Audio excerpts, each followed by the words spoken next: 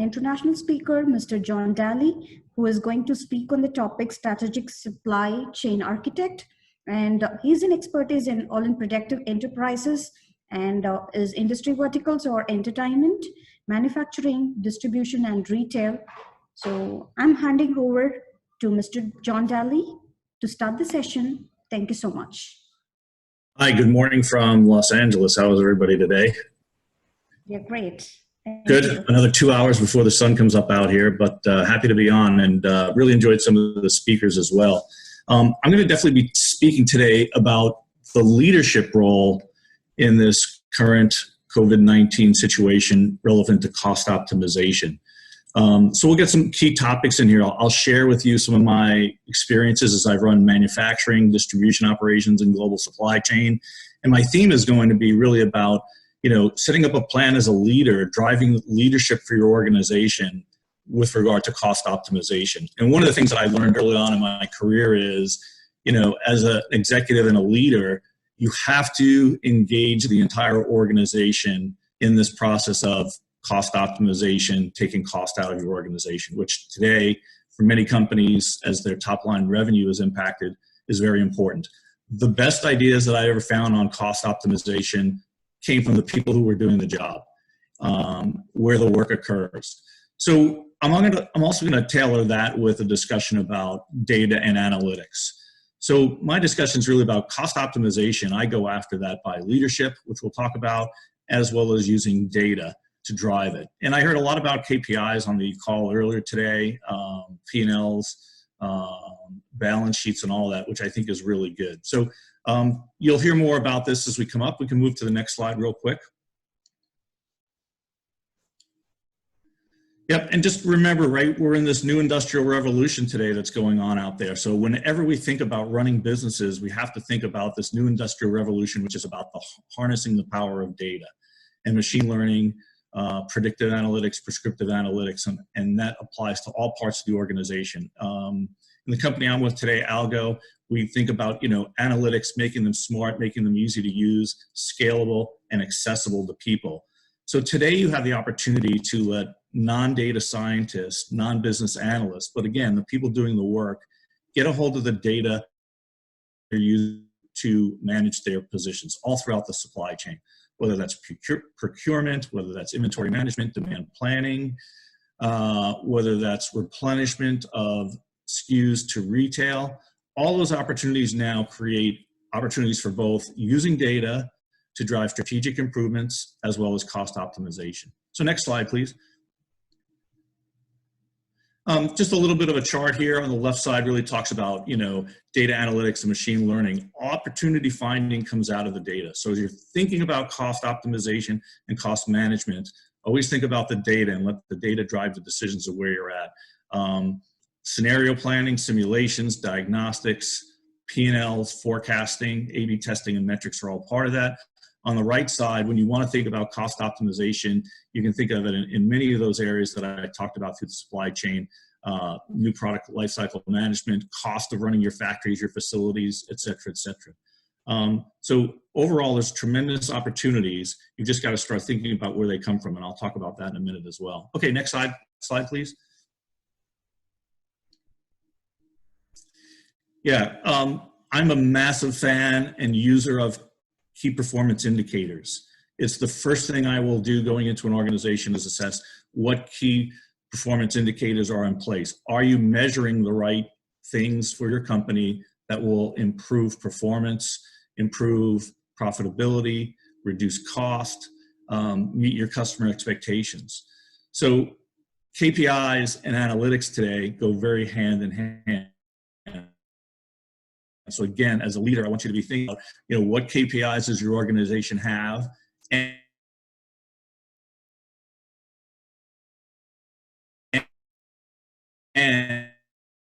are you using the company because of impact of COVID-19 right now? It might be wise to scale back. Anywhere you can use data against KPIs with machine learning and AI is really important, right? Okay, next slide, please.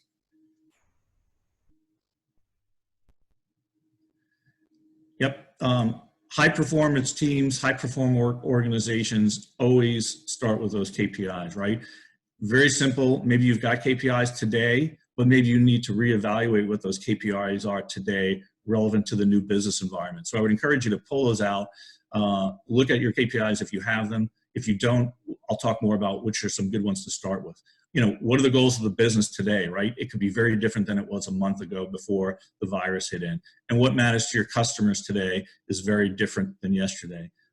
One example of that would be some companies today are manufacturing less SKUs than they did previously, right? Customers in this environment aren't as choosy as they were before. So maybe 3 or 4 SKUs for a particular product, a food product, a paper product, as an example, are much easier to satisfy customers with than before. What needs to be improved and where are the opportunities? Okay, next slide, thanks. So I always think about a limited number of KPIs. I've gone into organizations that have 1 or 2 KPIs. I've gone into organizations with 200 to 300 KPIs, quite honestly. But I think these 6 work everywhere, and I've tried them in manufacturing operations, distribution operations, global supply chain operations.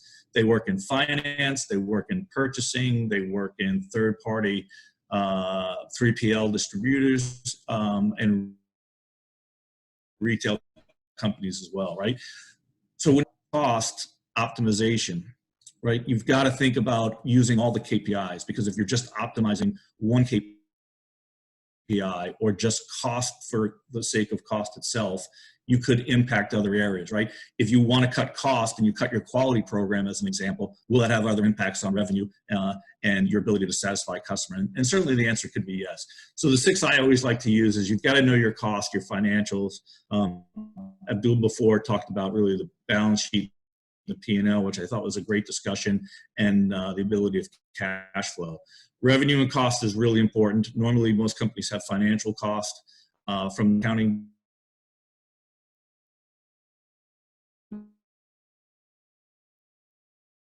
department. That's all the way down that your organization is delivering software, delivering widgets. It's on time, and are you making them for the right quantities? Cycle as well. How long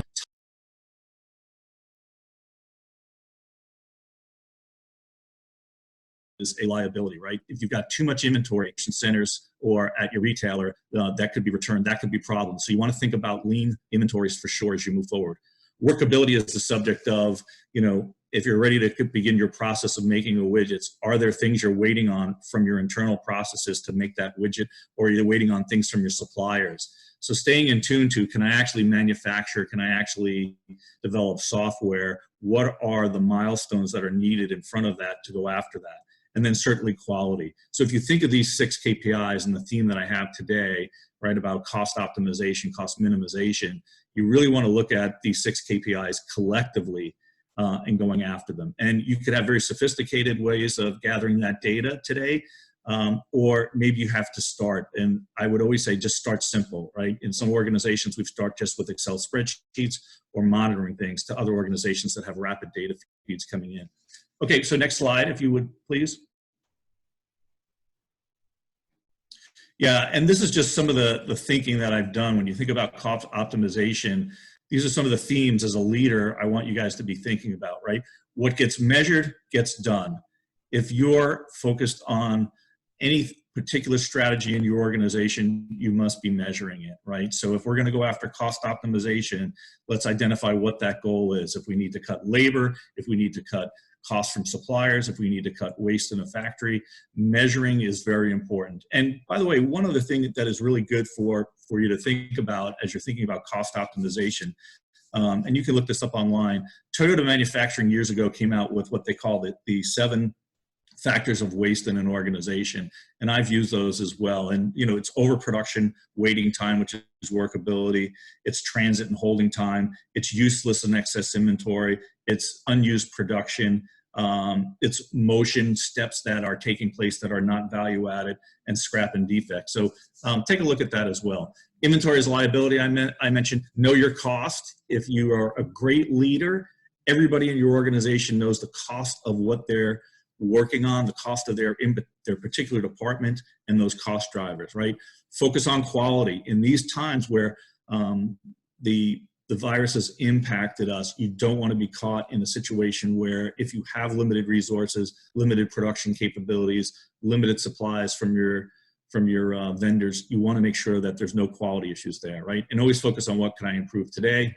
Best decisions come from those who do the clearly in this environment. If there's less people, less time to work, people are working from home and all that, simplify your processes.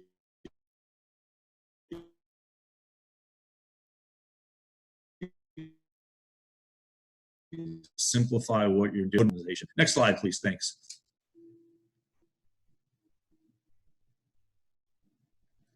Yeah, you know, depending on what business you're in, there can be different things to look at. Let's just take an example of companies that manufacture goods and products, CPGs, right?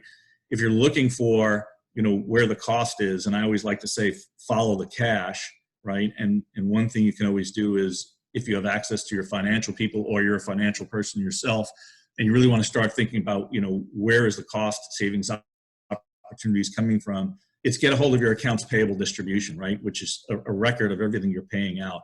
That will show you very quickly where the majority of cash is going out. And some of those are fixed costs that maybe you can't control perhaps, but other ones will show variable cost. So inventory is another big area to look at, right? And these basic questions that have always existed over time and will exist going forward will remain, and continue to think about focusing there, right? How much do I make? In this time of uncertainty, that's certainly a large question, right? What to make, how much to make, when to make it, where to ship it, when do I replenish it out of stock, and do I have excess inventory?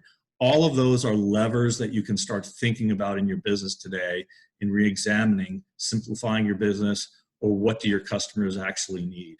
So some good ideas there. Again, as a leader, you want to be asking your organization that, right? If you think about, you know, inventory management alone and following the dollars, right? Just some examples in the U.S. You know, retail sales prior to the virus were over 5.5 trillion U.S. dollars, but the cost of lost sales is in the billions of dollars, and that still will occur in this environment today. Lost sales being, I have a product, it should be on a shelf at retail, but it isn't there for one other reason or another, right? I couldn't get it there, I couldn't make it, or I sold through and I sold out. The other area of great opportunity is excess inventory. A lot of what we do today at Algo and what I've done in prior lives is looking at, you know, how many units am I making that I'm distributing, that I'm merchandising, that I'm putting on a shelf that aren't actually being sold. And what we've also looked at is many of the big retailers today ask you to put the same product on the same shelf in all stores in the same quantities.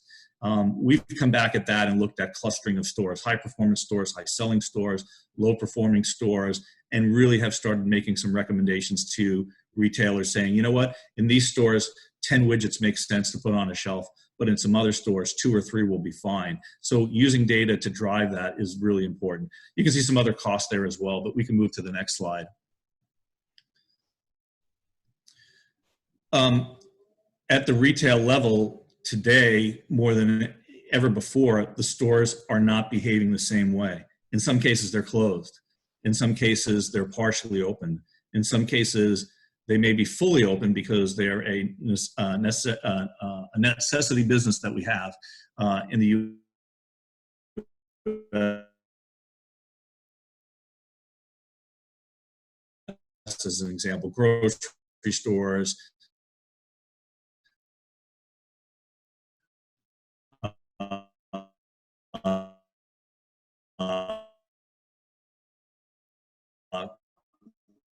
drugstores, etc.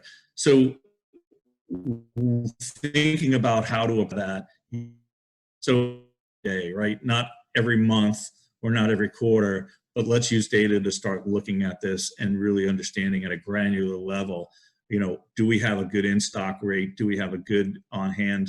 Are we able to sell more product? In some cases by shipping in less, and that's all about matching the product to the right store. The other thing that analytics gives you the ability to do today is use different KPIs for different stores, right? High performing stores, you may want to have an extremely high in-stock rate versus a low-performing, low-selling store, a much lower in-stock rate, because you just don't want to pump extra inventory in there that won't be sold. So those are more things to think about if you think about cost optimization as well. I always think of, just like the KPIs, when we think about store performance, you just don't want to think about sales, right? And we look at what I call a balanced scorecard, right?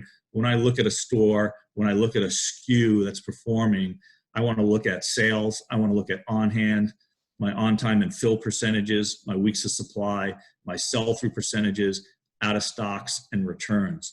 That gives you a very good feeling for how to manage and cluster stores, right, in some areas. We've taken some big retailers, global retailers, and have taken, store counts of, say, in the U.S.,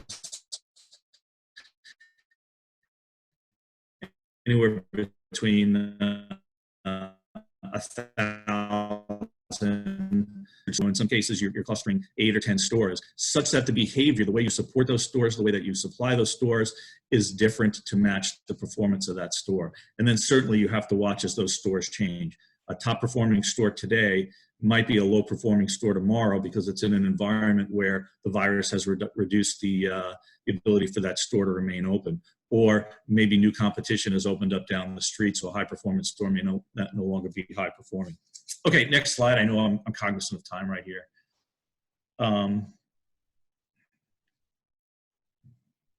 Yeah, if you just want to go. So, you can make a difference using data. Think about increasing sales, where those opportunities are. Think about driving those operational costs down as well. You'll hit both sides of that P&L equation. Next slide. Yeah, the benefits, really unlocking the supply chain with data, getting the ability to see data creates those opportunities to see operational efficiencies, as we've talked about. Always focus on where you can grow sales, where you can eliminate cost every day. And you certainly want to improve your bottom line, free up cash, and help drive and support your business. I know we're kind of tight on time, and that's the majority of what I wanted to say in general. Just remember, as a summary, right? Follow the cash, definitely use KPIs, definitely tap into your data, think about your 6 KPIs, think about this balanced scorecard, realize that on the cost side, every dollar you save on cost goes right to your bottom line, which is extremely powerful. And then certainly think about using analytics, using simulations, which some examples were shown today, and then get everybody in your organization involved and start today.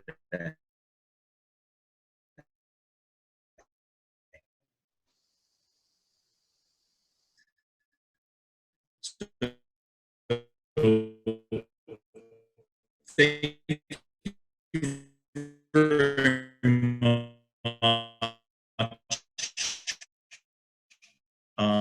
I'll open it up for some questions if there are some.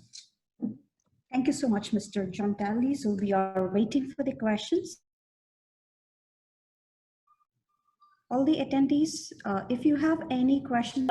Please. So guys, the KPIs are the first part to build the KPI and measuring it. And second is we have to move toward the